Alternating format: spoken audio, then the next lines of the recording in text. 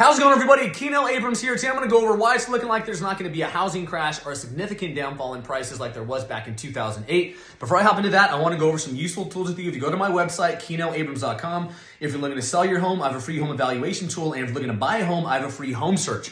Now, in order to realize why it's looking like history is not going to repeat itself, we got to take a look back at 2008 and see what was that perfect storm that was brewing back then, that recipe for disaster that caused that drastic downfall in prices, and why we're less likely to see something of that scale happen today. So back then we had four major impactful reasons that were causing this crash. They were subprime lending, adjustable rate mortgages, a surplus of homes on the market, and homeowners with zero to negative equity in their properties. So subprime lending. Back then, it was much easier to get a home loan. Lending practices were just much lower back then because lending institutions were taking on a higher risk by lending to high-risk borrowers. I'm not going to go into all the details of what a high-risk borrower is, but let's just say if you had a pulse back then, you could get a home loan.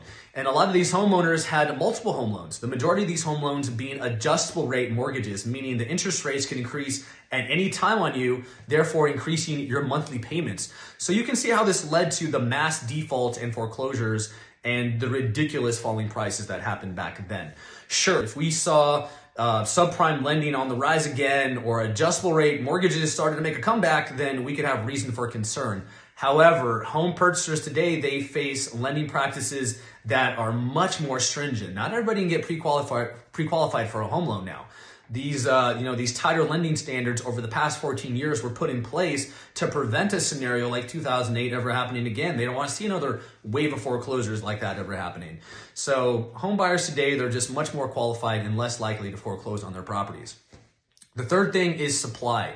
So supply and demand will always direct the price of anything, not just real estate. Back then, we had a surplus of homes on the market. There was just way too many homes on the market back then. The majority of them being short sales and foreclosures, which were further dragging down the prices of homes around them. So you can see why we saw just this ridiculous falling of prices back then. Today, even though inventory has increased a little since the beginning of 2022, we still have a shortage of inventory, not a surplus. There's just not enough supply of homes for home prices to come crashing down like they did back then. Last, we have equity. Back then in 2008, homeowners had to sell their properties for less than what the home was actually worth. Cut to 2022, homeowners are equity rich due to the way home prices have been appreciating. We're in a much different position now. We have options. If anybody faced challenges today, they could leverage the equity in their home, sell it for a profit, and forego the foreclosure process altogether. So if you're waiting for just this crazy downfall in prices of the scale like there was back in 2008, probably going to be waiting a long time. Analysts are forecasting that for 2023, we're going to be seeing 4 to 5% appreciation in home prices. This is by no means, that 21% that we saw in March of this year at the peak of our cycle, but we're still going to be appreciating 4 to 5%. That's not a crash. That's not a downfall in prices. We're just not appreciating as much as we were. We're still going up. For 2024 through 2026, analysts are also forecasting appreciation.